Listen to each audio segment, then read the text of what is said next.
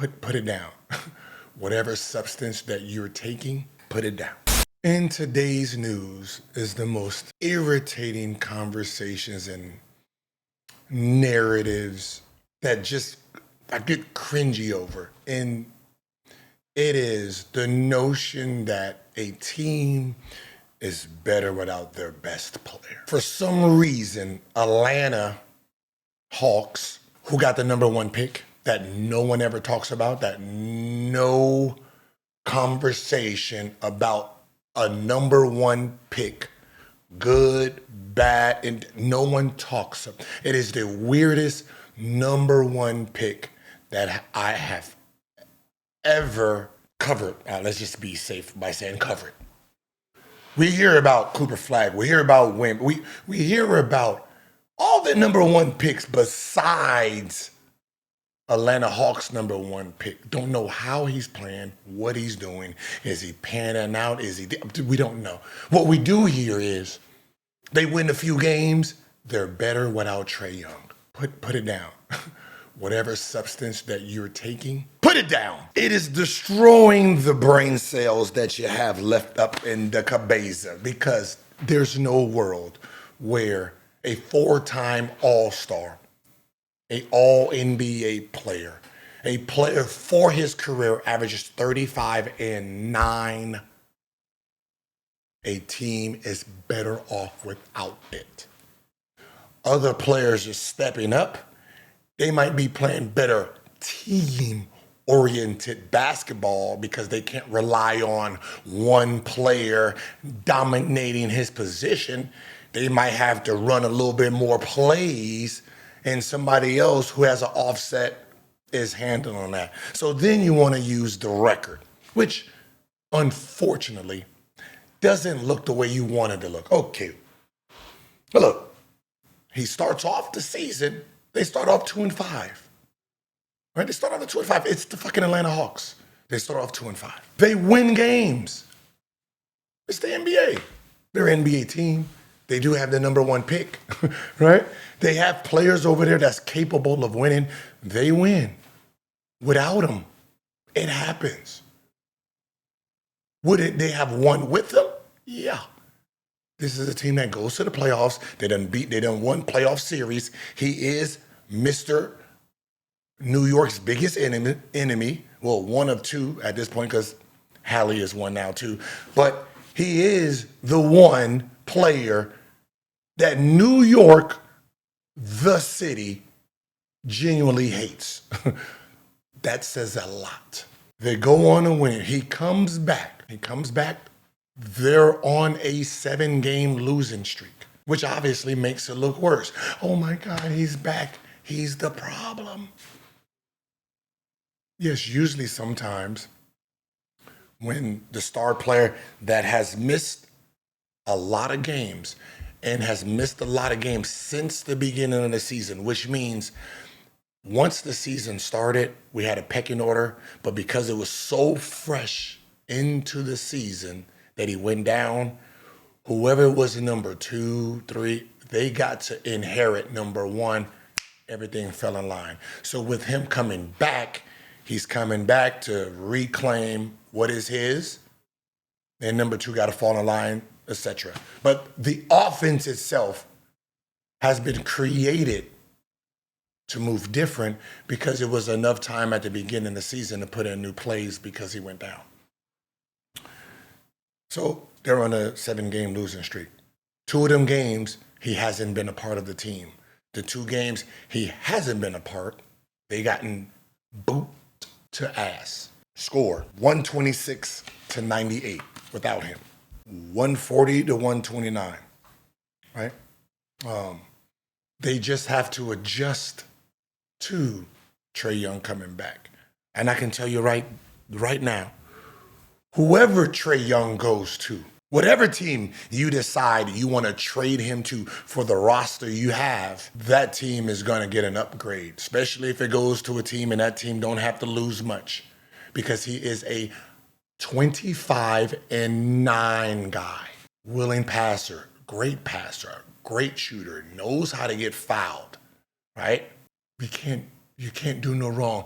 You put great defense around him. Shit, if you put him in an environment of players, shit, you trade him for Kuminga and put him with Steph. Get rid of Kuminga and Kaminsky, put him with Steph. Now you got two Stephs running out that motherfucker. What? Jimmy Butler playing defense, Draymond Green playing defense, and you get somebody smaller that's more agile that can actually play a lot bigger. Now you're trying to guard Trae Young and Steph doing the same thing, running around, chucking, diving, cutting, passing. Like it becomes a circus of hard to guard. He is a game changer, just haven't been in a situation to change the game because it's Atlanta. Some of you cities need to stop acting like y'all are a winning organization. Some of you guys haven't won. Some of you guys haven't had stars to even give you a chance of winning.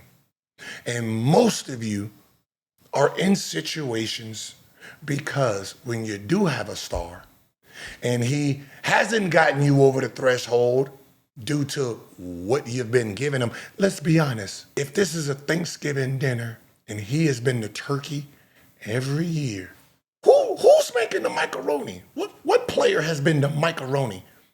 The yams, the green beans. For the most part, it's someone, and most of the players that's been with him has been some raggedy ass peas and some stuffing nobody eats, right? Right? You gotta be a certain type of person to eat stovetop. And some of them pieces have been fruitcake, right? That's like black licorice, right? I don't know when the last time I seen fruitcake, but some of them pieces have been fruitcakes as dessert. What world do you think Trae Young? You think he's been on a deep playoff team? You think you have given him a great menu that he's dropped the ball on? No, he's never had no team that's even a threat in the East. He's done everything he can. And if you're dumb enough to trade him because you think your team is like that, something is wrong with you. Because the next player up will be doing the same thing, and you will have to trade that asset too. You are Atlanta. You're no different than the rest of the bottom feeding teams that gets a great player, that has a little bit of success, and then eventually you're trading that asset thinking you're about to start over and build a team from something else. I'm sorry. But do not fall for the banana in the tailpipe, okay? You have him.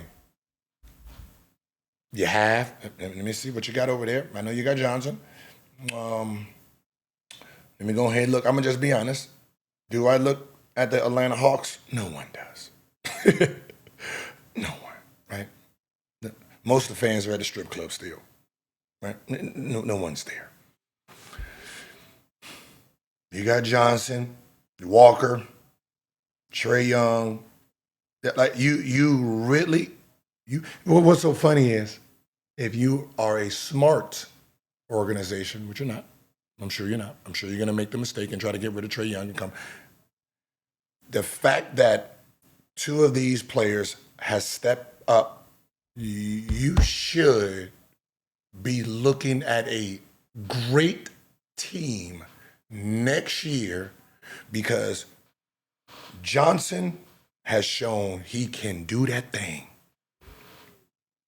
Right now, 24, 10, and 8.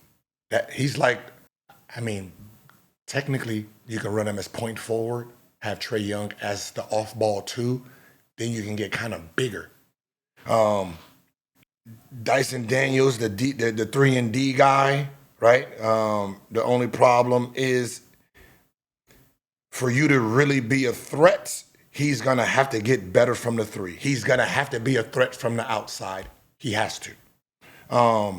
You got Trae at the two, right?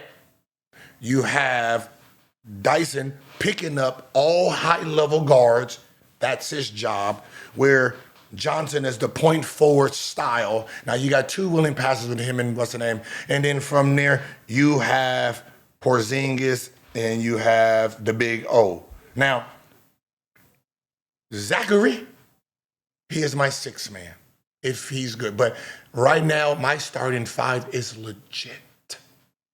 If you decide you're going to get rid of a 25-9 game changer, game finisher, someone who does have ice in his veins, a last 5-minute guy, a guy who doesn't get rattled, if you're going to get rid of him for some spare parts, Johnson will be gone in 2 years also. But right now, you have all the elements to build with this roster in the East to step it up how Toronto did, how Pacers did last year, how New York is doing. Next year can be your year, since this year started off because the best player got injured. Now, right now, use this year to get some rhythm within each other, create an offense where all of it is meshing well together, where everyone's playing to their strengths. You have a legitimate number 2 option for the first time that is not in another small guard. You have a small guard with a great on-ball, big guard defender, and you have a power forward, small forward that can play point guard too. You have all the elements to make a great Thanksgiving dinner. Do not trade Trae Young for some fit in the pieces where now your number 2 gets to be your number 1, your number 3 gets to be your number 2, and then you fit a team around them listening to these people on the internet. But let's be honest, you're going to trade. And look, hey, listen, when I hear people don't like playing with Trae Young, what? Not play, like, why? What does it demand too much? What? Does he pass too much? I mean, you got a guy who passes, who averages 9 passes a game. What you think he gonna get? Huh? I can tell you this, you didn't want somebody like me. I got 4-5 assists. Other than that, I'm putting it up. Get it off the glass. And I didn't say it meanly. I said it nicely. Do you want nicely? Hey, man, get it off the glass. Oh, I got you. Oh, my bad. You want that? Or you want a guy who passes? Like, I don't get... They don't like playing with him. I need more. What do you mean? Don't just throw it out there. Don't throw it out there. Just don't throw it out. You don't like the style that he plays. What don't you like, so we can understand it to see if it's accurate? Because I'm tired of everybody else saying it. I want to hear from a player who plays with him or who played with him. I don't want to hear from media. I have my sources. Because how about this? I have my sources too. And my sources say they love playing with him. You see how easy that is? I don't have a source. I mean, I have a source, but I don't ask my source, do people like playing with people? That's messy. So let's do better. Give it some time. Let it play out. No need to make a trade in season right now. Let's see how this season plays out. Maybe this team meshes. At the end of the season, they might go on a 10, 11 game winning streak, and then that will lead into next season. And then you're no different than the bubble Suns, that how they looked at the end of the season, right? Horrible all year. They went in the bubble, went 8-0. That next year, went to the championship. That can happen for you. So come on, let's do better.